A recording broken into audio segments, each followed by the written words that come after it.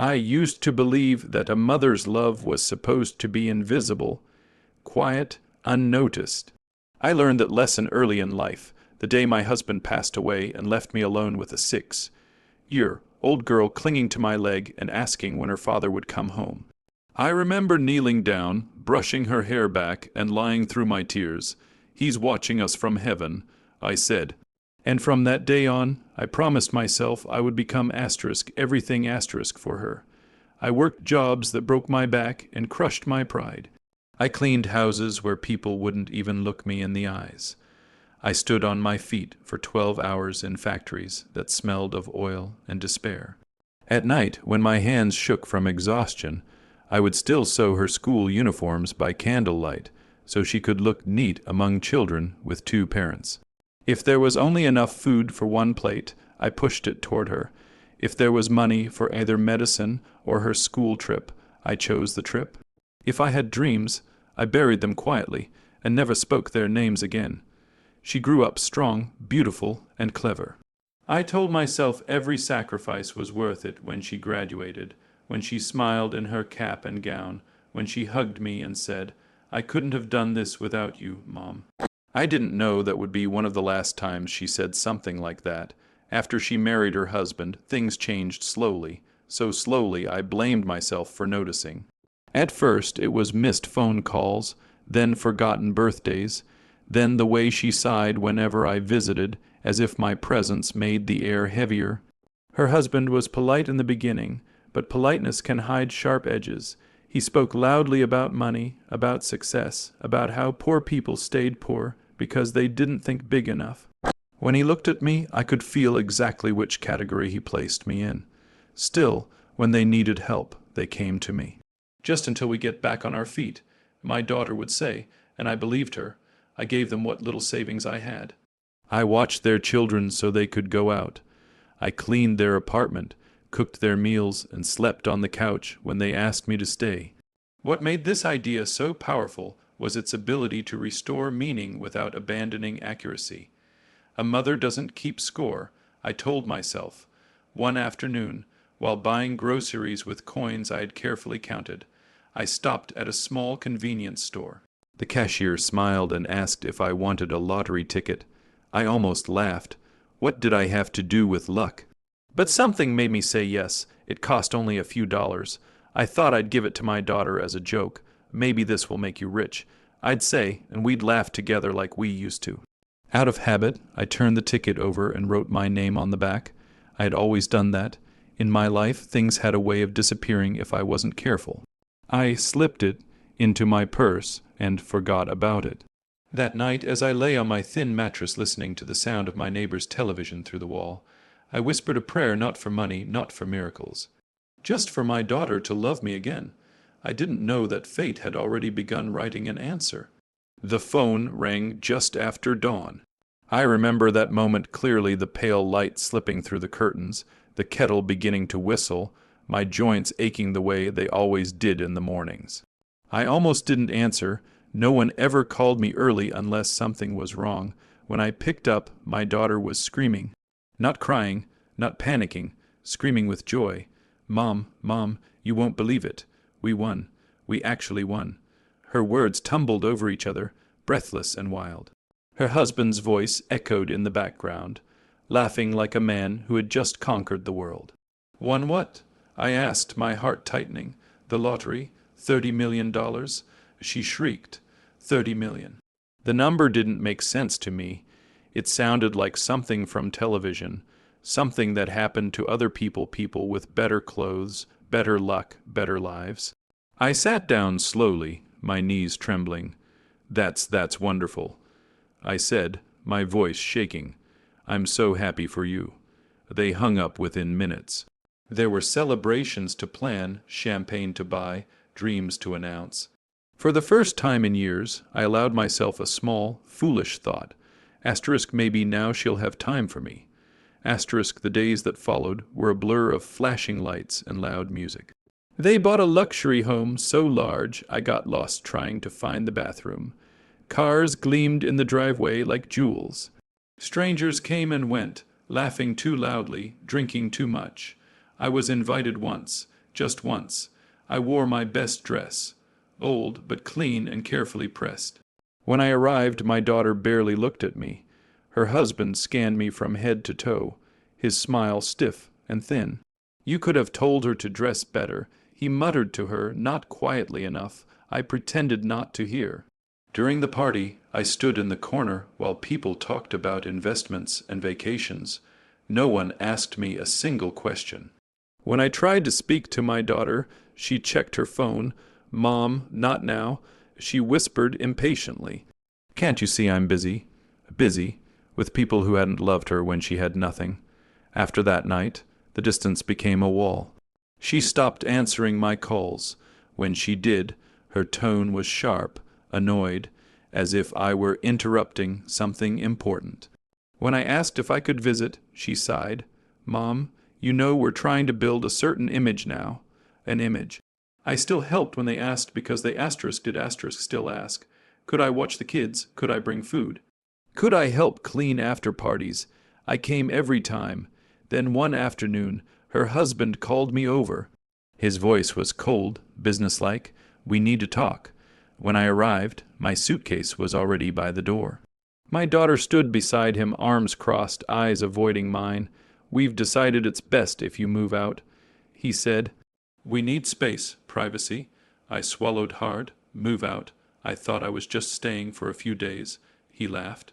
A short, cruel sound. "We don't need your pennies anymore," he said. "You're always hovering, always reminding us of where we came from."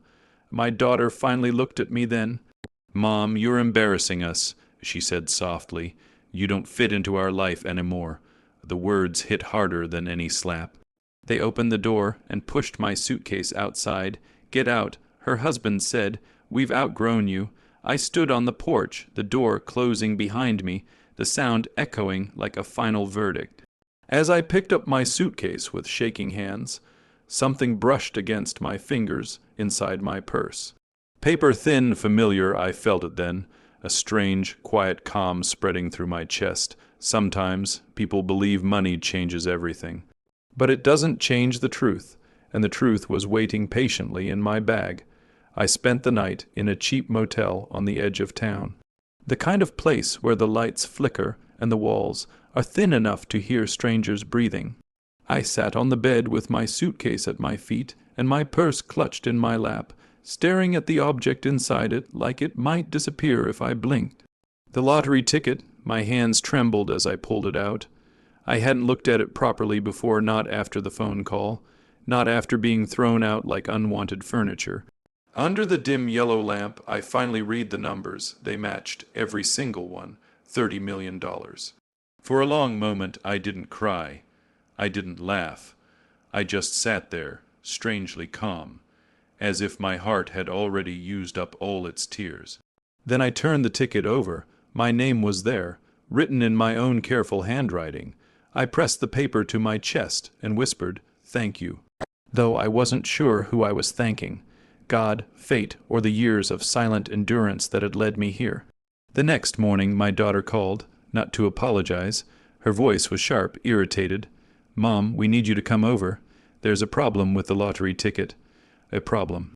I agreed to meet them that afternoon. When I arrived, their mansion no longer felt intimidating. It felt hollow. My daughter paced the living room, her manicured nails digging into her palms. Her husband sat stiffly on the couch, his jaw clenched. "You wrote your name on the ticket," he demanded, holding it up between two fingers like it was something dirty. I smiled gently. "Yes," I said. "I always do. That money is ours." He snapped. "We bought the ticket." My daughter stepped forward, her eyes pleading now. "Mom, please, you know what this means to us, to our children." I looked at her, really looked at her, and saw a stranger wearing my daughter's face. That was when I asked the question, calmly, softly, without anger. "Daughter," I said, "did you at least read whose name is on this lottery ticket?" Silence filled the room. Her husband turned the ticket over again, his face drained of color. My daughter leaned closer, her lips parting, her breath catching. "No, no, that can't be right," she whispered. They read it again and again, their faces turned pale. This is just a mistake. Her husband said, his voice shaking now, "You wouldn't do this to us." I tilted my head slightly. "Do what? Take it all?" my daughter cried. "After everything we've done for you." I felt something break then, but it wasn't my heart. "It was the last chain binding me to guilt. You kicked me out of your home." I said quietly. "You told me I was useless. You said you didn't need my pennies anymore." Her husband stood up, anger flashing in his eyes. "If you don't sign this over, we'll take you to court." I nodded slowly. "You can try." They begged after that, promised houses, cars, allowances.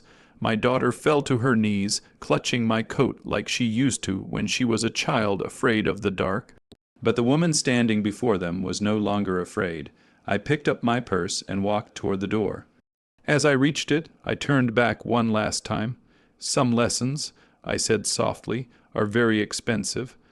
And I left them there, staring at a piece of paper that had finally told them the truth.